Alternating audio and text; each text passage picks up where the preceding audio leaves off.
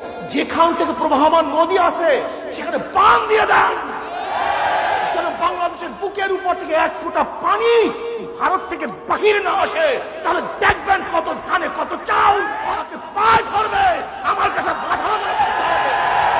জানেন, যদি আজকে আমরা বাংলাদেশের প্রত্যেকটা জায়গায় বাঁধ দিয়ে দেই, তাহলে ওরা সব পানিতে হাবুডুবু খাবে, হাবুডুবু। এই চাটুকার সরকার, এই পাঁচটা গোলাম সরকার বিনা শর্তে ভারতকে আমার বুকের উপর থেকে রাস্তা দিয়ে দিয়েছে। অথচ আমরা বারবার রাস্তা চেয়েছি, কিন্তু ভারত আমাদেরকে রাস্তা দেয়নি।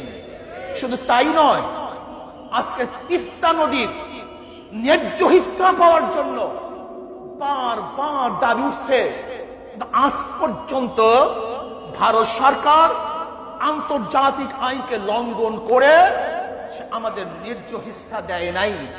আমিও বাংলাদেশ সরকারকে বলতে চাই, ভারতের কাছে আর পানি চাওয়ার দরকার নেই, বর্তমান যুগে আর পানির কোনো দরকার নেই।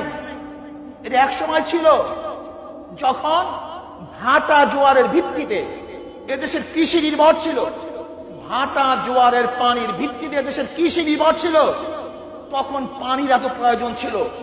আজকে নলকূপের ভিত্তিতেই এদেশের কৃষি নির্ভরশীল, কাজে এখন ভারতের পানির দরকার নাই।